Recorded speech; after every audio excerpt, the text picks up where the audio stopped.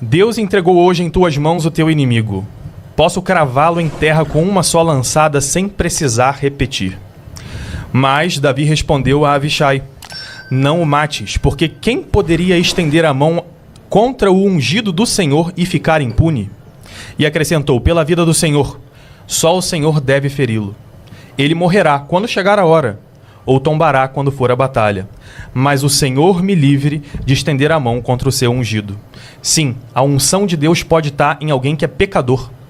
E nós, como nosso santo rei Davi, temos que respeitar essa graça que ele tem pela imposição das mãos. E eu vou unir a outra coisa que você trouxe aqui, que é sobre Timóteo ter essa autoridade por causa da mãe e da avó. Não está escrito isso na Bíblia. O que está escrito aqui em 2 Timóteo, capítulo 1, versículo 4, versículo 5 é: recordo-me também da fé sincera que há em ti, fé que habitou primeiro em tua avó Loide e em tua mãe Eunice, e que certamente habita também em ti. Ele poderia não ter essa fé, não é dela que está vindo essa fé. Claro que ele repetiu o ensinamento que ele recebeu da família. Mas o que nós temos no versículo 6, o carisma que tem nele é diferente. Ó. Por isso quero exortar-te a reavivar o dom que Deus te concedeu pela imposição das minhas mãos. É a imposição das mãos de São Paulo que dá autoridade para Timóteo. É isso que está escrito na Bíblia. Porque Timóteo é um salvo. Deixa eu só terminar aqui. A propósito, eu trouxe várias citações aqui, tinha muitas outras para fazer, mostrando que a Bíblia testifica que há tradição oral e que há magistério pela imposição das mãos. Só que até agora, Lucas, você não trouxe nenhum versículo mostrando o sola escritura. E eu queria até já parar de falar aqui e devolver para você, para que agora você fundamente o sola escritura só com a escritura. Começa a falar, ele vai soltar lá, eu acho. Você joga várias coisas e fala, eu ganhei. Tá aprovado. Não é assim, cara, debate. Então, responda. Assim, na verdade, pode ser eu até vou marcar assim aqui esse não tá rodando lá. Só que eu tô respondendo, só que no final você fala, não, porque eu ganhei. Parece que você tá jogando pra plateia pra fazer corte. Mas eu não falei em momento nenhum que eu ganhei. Eu tô pedindo pra você trazer versículos que mostram a sua doutrina. Mas eu tô trazendo uma porção de versículos. Vai, tá 3 minutos aqui marcando, eu vou marcar. Só vai lá. Tá, vamos começar pela última coisa que você falou, que um não salvo pode receber o Espírito Santo. Olha o que diz aqui 1 João 3, 4 a 6. Todo aquele que pratica o pecado também transgride a lei, porque o pecado é a transgressão da lei. Sabeis também que ele se manifestou para tirar os pecados, e nele não existe pecado, em Jesus. Todo aquele que permanece nele não vive pecando. Todo aquele que vive pecando não ouviu nem o conheceu. É impossível, dentro da doutrina católica e dentro das escrituras, pós-Cristo, que um salvo, tá? Que um não salvo, né? Que um pecador, que uma pessoa que está no inferno, ela receba o Espírito Santo. Então, todos esses papas que eu citei aqui, que eram pecadores, que eram sodomitas, que eram assassinos, que eram prostitutos cultuais, né? Porque eles faziam prostituição cultual, traziam até cerimônias pagãs gregos. Eles não eram salvos, tá? Não viviam com Cristo e não receberam o Espírito Santo. A doutrina católica vai dizer o que está na Bíblia, né? Um salvo não pode receber. Então você, para dizer que sucessão apostólica é o Espírito Santo passando de papa para papa, você está indo contra a própria Bíblia, que você sabe que um salvo não pode ter o Espírito Santo, um não salvo, uma pessoa no inferno não pode receber o Espírito Santo, porque o Espírito Santo é o selo da salvação. E aqui em 1 João, aquele que vive pecando nunca conheceu a Jesus. Então esses papas aí que a gente citou, que a gente pode citar uma tonelada, não são salvos, não receberam o Espírito Santo e não transmitiram o Espírito Santo para outra pessoa. Você está pegando dois debates aqui. O debate de Agostinho sobre se o presbítero que caiu, tá, em lápis, na perseguição, negou Jesus, se o batismo que ele fez depois continua valendo. Você está confundindo, né, esse debate agostiniano com o debate da sucessão apostólica. Então, aqui vocês, como eu tenho 3 minutos, olha no Novo Testamento inteiro se um não salvo, alguém que está no inferno, pode receber o Espírito Santo. Olha quem é que recebe o Espírito Santo. Olha quais são as características de um salvo. E olha se Deus vai dar um dom desse para uma pessoa totalmente perdida já aqui, que é o debate bíblico. Agora vamos para as questões que você falou. Sobre a sola escritura na Bíblia? Agora você tem 30 segundos só. 2 Timóteo 3,16. Assim, Jesus ele fala, né? Vamos lá em Lucas.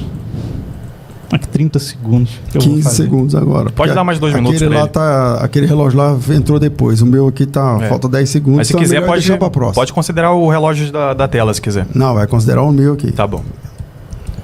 Tá, deixa eu pegar. Tempo esgotado, maestro. Tempo. Então vamos lá. Vou passar aqui para. Foi 3 minutos. Solta 3 minutos agora, tá com o Ariel. Bem, primeiro você não respondeu sobre Saul deu tempo. e Tô Davi. contando no meio de novo aqui. Vai. Não, respondi. Você tá falando de Antigo Testamento. Caducou o Antigo Testamento? Sim, caducou em Cristo. Isso é doutrina da igreja. Jesus disse que veio cumprir a lei. Ele cumpriu, acabou. Agora em Cristo é uma nova criatura. Bem, Antigo essa- Testamento essa- não tá mais vamos lá. valendo. Você tá- faz Mas isso é tudo doutrina da bem. igreja Faz católica. seus 3 Então minutos. entendemos que a resposta do Lucas então é essa, né? Caducou o Antigo Testamento, não vale o que está escrito aqui. Muito bem. Não é Então que eu não vou vale, trazer- é que tem outro tipo de prevalecência sobre Vamos a lá. igreja. Após Cristo, tudo se Então, faz mas novo. fala os seus 3 Não, minutos. porque você inventa uma coisa que eu não eu falar falei. aqui os- Isso, Então- isso aí é... Deixa pra lá. Vai. Olha só, talvez você queira dizer uma coisa e falou outra. Mas está gravado, depois você pode assistir e conferir se eu estou inventando alguma coisa ou se foi o que você falou. Mas vamos pegar então Mateus 16. Em que Mateus 16, Jesus diz aqui, ó, versículo 17. Bem-aventurado és tu, Simão, filho de Jonas, porque não foi a carne e o sangue que te revelaram isso, mas meu Pai que está nos céus. Ele tem revelação divina. Por isso eu te digo, tu és pedra, sobre essa pedra edificarei a minha igreja, as portas do inferno não prevalecerão contra ela. Eu te darei as chaves do reino dos céus. Tudo que ligares na terra será ligado nos céus, tudo que desligares na terra será desligado nos céus. E aí logo em seguida, olha só o que acontece. Pedro, né, vamos pular para o versículo 22. Pedro, chamando à parte, começou a censurá-lo. Deus te livre, Senhor, que nunca te aconteça isso. Jesus, porém, voltou-se para Pedro e disse: Vai para trás de mim, Satanás, tu és para mim uma pedra de tropeço, pois não pensas de acordo com Deus, mas de acordo com os homens. E São Pedro também, na carta aos Gálatas, comete aquele pecado de segregar os fiéis. Mas ainda assim nós aceitamos a autoridade do bem-aventurado apóstolo Pedro. Ou seja, um pecador pode ter autoridade, porque o Espírito Santo vai fazer com que todo o seu ensinamento esteja de acordo com o que Deus quer que ele fale. Pecado para morte? Da mesma forma que nós acreditamos que a Bíblia não tem erro, nós sabemos, como a própria Bíblia traz, eu dei vários versículos aqui, depois você retorne no debate, veja os versículos que eu trouxe. Nós também damos fé que o Espírito Santo conduz o seu magistério, aqueles que receberam a imposição das mãos, e conduz eles para dizerem quais são as escrituras sagradas e quais são as tradições corretas. Agora, uma coisa que me surpreendeu é que nesse tempo que você estava falando, você não trouxe ainda um versículo fundamentando a sola escritura. Você citou 2 Timóteo 14, Vou ter 3 né? minutos aqui para isso. Tudo bem. Você citou 2 Timóteo, que é inclusive um versículo que eu trouxe no início aqui do nosso debate. 2 Timóteo 3... 16, exatamente. Em que se diz aqui... Toda escritura é divinamente Toda escritura é inspirada. divinamente... Exatamente, mas eu quero trazer... 3:16. É o 2 Timóteo, eu estava no primeiro aqui. 16... O que é dito aqui é: desde criança conhece as Escrituras, elas têm o poder de te comunicar a sabedoria que te conduz à salvação pela fé no Cristo Jesus, como nós católicos também cremos. Toda Escritura é inspirada por Deus e útil para ensinar, para argumentar, corrigir, para educar conforme a justiça. Onde aqui está dizendo que só a Escritura tem isso? A propósito, se a gente for em 2 Timóteo capítulo 2, tem outro versículo aqui que traz sobre outras coisas que podem trazer para toda boa obra, que é aquela... quem estiver puro dessas faltas será um vaso nobre, santificado, útil ao Senhor e apropriado para toda boa obra. Isso não quer dizer que a moral exclui a Escritura. Como aquele versículo não quer dizer que a Escritura exclui o magistério e a tradição. Ok, 3 minutos agora pro professor Lucas. 1 Pedro 1, 24 a 25. Pois toda a humanidade é como a relva e toda a sua glória como a flor da relva. A relva murcha, cai sua flor, mas a palavra do Senhor permanece para sempre. Essa é a palavra que foi anunciada para vocês. Hebreus 1, 1 a 3. Há muito tempo Deus falou por muitas vezes, de várias maneiras, aos nossos antepassados por meio dos profetas, mas nesses últimos dias falou-nos por meio do Filho, a quem constituiu herdeiro de todas as coisas por meio de quem fez o universo. O Filho é o resplendor da glória de Deus, a expressão exata do seu ser, sustentado todas as coisas por sua palavra poderosa. Depois de ter realizado a purificação dos pecados, ele se assentou à direita da majestade nas alturas. Os céus declaram a glória de Deus, o firmamento proclama a obra de suas mãos. Um dia, a noite revela os outros dias. Os mandamentos do Senhor são límpidos e trazem luz aos olhos. 2 Pedro 1, 20 e 21. Antes de mais nada, saibam que nenhuma profecia da Escritura provém de interpretação pessoal, pois jamais a profecia teve origem na vontade humana, mas homens falaram da parte de Deus impelidos pelo Espírito Santo. A relva murcha, as flores caem, mas a palavra do nosso Deus permanece para sempre. Sobre salvação, vamos pular. Isso aí, eu acho que, assim, já falei que é só a Escritura, não é esquece tudo. Só fica com a Bíblia. O problema é que isso não tá A na Bíblia é Bíblia, né? superior a tudo. A palavra de Deus é superior a tudo. Toda a Bíblia. Lê o Salmo 119 para você não ver se a palavra de Deus é superior a tudo. Né? Consequentemente, a fé vem se ouvir a mensagem ouvida mediante a palavra de Cristo. Tá? Guardei no coração a tua palavra para não pecar contra ti. E conhecer o amor de Cristo que excede todo conhecimento, para que vocês cheiem todos da plenitude de Deus. Isso é bom, agradável. Enfim, são vários. Agora vamos falar sobre salvação. Porque alguém chegar aqui, se dizer católico e dizer que uma pessoa que está no inferno recebe o Espírito Santo, eu acho complicado até para a fé católica. Tá?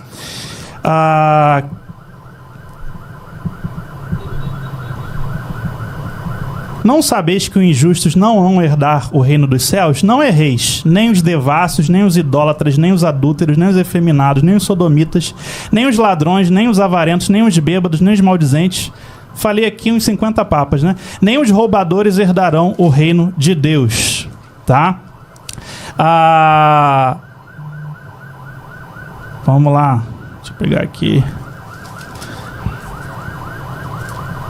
Porque pela graça sois salvos, por meio da fé. Isso não vem de vós, é dom de Deus, não vem das obras, para que ninguém se glorie.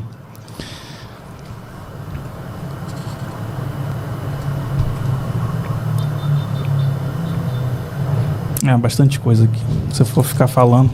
E só para terminar, quando Jesus fala, né, tu és Pedro e sobre esta pedra edificarei minha igreja, não existe a ideia que Pedro é o sucessor ou a cabeça, ou quem é a igreja construída.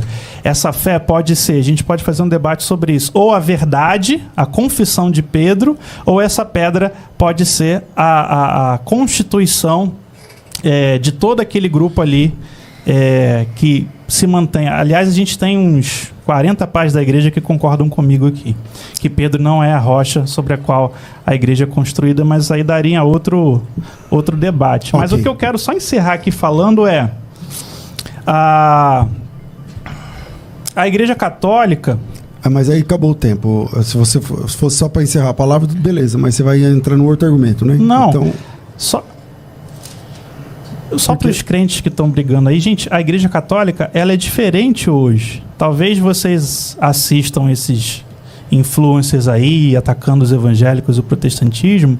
A igreja católica real é diferente dessa igreja católica que você vê no Brasil. Ok, vamos lá.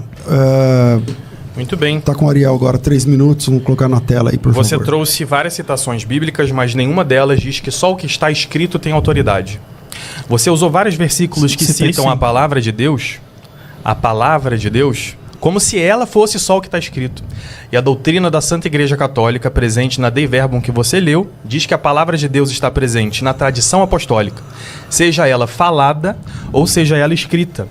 Por exemplo, vamos pegar aqui a primeira carta aos Tessalonicenses, em que temos aqui São Paulo dizendo o seguinte, logo no iniciozinho, que é, inclusive, o mais antigo escrito do Novo Testamento, ou seja, a primeira escritura do Novo Testamento. E o que ele diz é... Qual é o texto? Deixa eu pegar aqui, só um instantinho. Versículo 6. Vós vos tornastes imitadores nossos e do Senhor, acolhendo a palavra em meio a muita tribulação com a alegria do Espírito Santo. Só que a palavra aqui claramente não é o que está escrito, é o que São Paulo pregou oralmente para ele, já que esse aqui foi o primeiro escrito do Novo Testamento.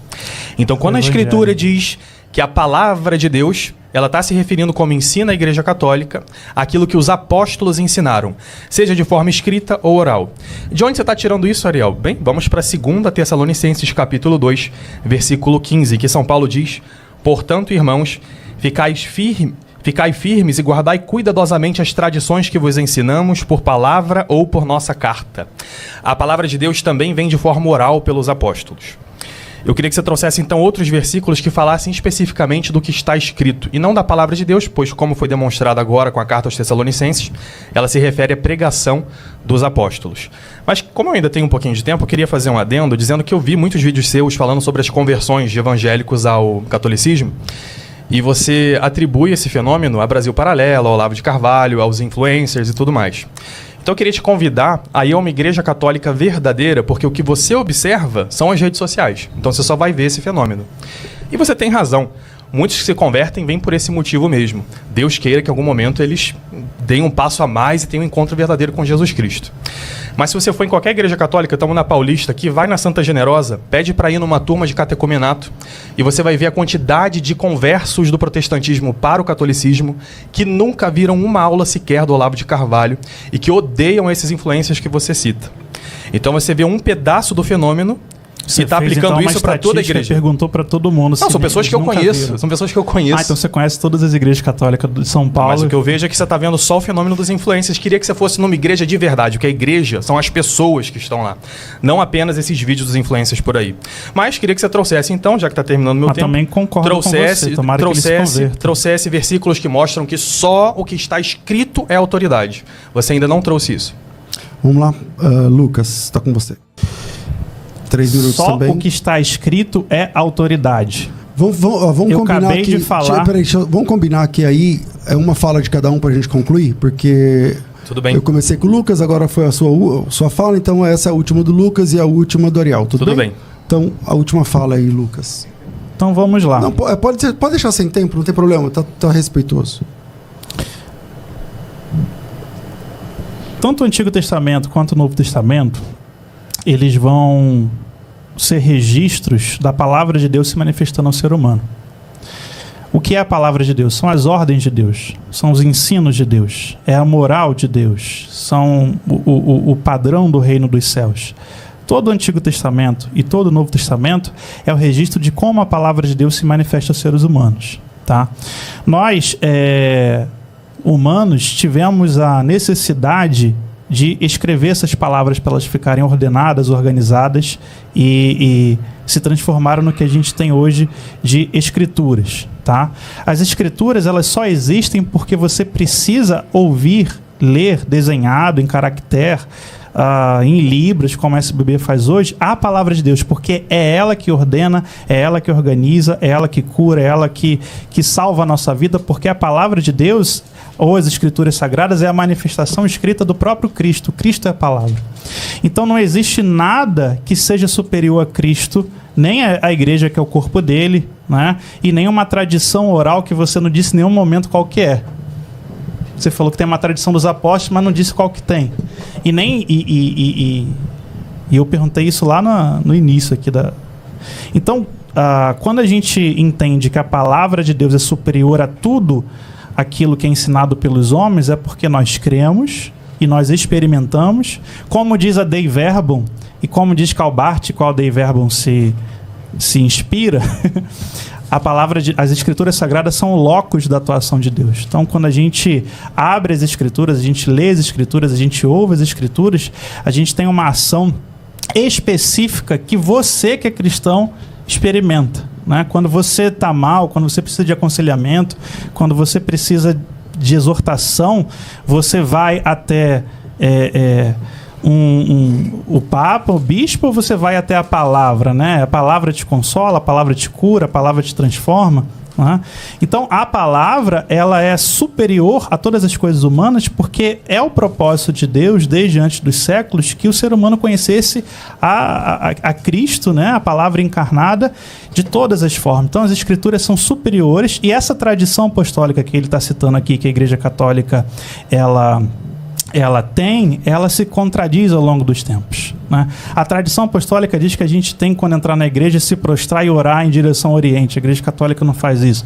A tradição apostólica, de acordo aquilo que a Igreja Católica chama de tradição apostólica, não é isso que ele está usando aqui as palavras. Isso aqui é o debate moderno. Quando a Igreja Católica cria essa ideia de tradição apostólica, ela está falando de textos que você vê em Pápias. Por exemplo, Pápias diz que a tradição dos apóstolos, que vai haver um milênio literal aqui na Terra. A Igreja Católica não acredita nisso. Você tem pais da igreja que dizem que a tradição apostólica é que você batize em nome do Pai, do Filho e do Espírito Santo 3 vezes por imersão. A Igreja Católica não faz isso. É a tradição apostólica que você... como é que eu posso dizer? não tenha uma diferença entre bispos e presbíteros, né? Que eles sejam iguais na igreja. A igreja católica ela é hierárquica, o bispo está superior ao presbítero. Então, se você vê a didaquê, que é a tradição apostólica, o próprio nome tradição apostólica diz. Então, tudo que a igreja católica, no início, né, quando ela desenvolveu essa questão de tradição, toda essa tradição que ela diz que seguir, ela não segue hoje. E aí é o que o Ariel falou, o magistério escolhe o que seguir ou não do que é dito da tradição apostólica. Então, eu tenho as escrituras sagradas porque ali não tem nenhuma coisa gnóstica que passa de ouvido a ouvido, de apóstolo especial, porque tudo aquilo que os apóstolos ensinaram, que Jesus ensinou, e que os discípulos de Jesus que não são apóstolos ensinaram, foi público. E o Espírito Santo preservou isso através, né, do seu poder, da sua providência, da sua autoridade sobre a igreja. Então, o que a Igreja Católica diz que é tradição apostólica, não é tradição para ela, porque muita da tradição apostólica ela não segue. Outras igrejas orientais seguem coisas que elas dizem ser a tradição apostólica. Você tem a Didaquê, Didascalia Apostolorum, você tem toda a tradição etíope que diz ser apostólica, tem tradição siríaca, e nada disso a igreja católica segue. E aí a gente precisa entender qual tradição apostólica a igreja católica segue, né? A antiga dos apóstolos ou, sei lá, é isso que eu estou falando de tradição. Agora, quando você pega versículos no qual as escrituras ainda não foram escritas do Novo Testamento, né? É óbvio que o Novo Testamento circulou durante 50 anos de forma oral. Em algum momento ele vai ser escrito, com exceção da carta de Paulo, o Evangelho, a pregação de Jesus, tudo que Jesus ensinou e viveu é transmitido de forma oral durante décadas. As primeiras epístolas, elas são escritas e Paulo nem sabia que ia ser escritura sagrada. E aí você pega esses textos, né, para dar aquela lacrada, aqui, ó, tá passando. Não estava escrito ainda as escrituras, né? Estava sendo escrito. Okay. E depois que se tornou escrito, como diz também os concílios antigos que a Igreja Católica aceita, fechou. Graça e paz, eu sou o profeta pastor Marconi Silva e nós estamos com mais uma campanha do Salmo 23. O Senhor é meu pastor e nada me faltará, nem na sua vida, nem na vida da sua família. Você crê nisso? Então escreva nos comentários, eu recebo o meu milagre em nome de Jesus.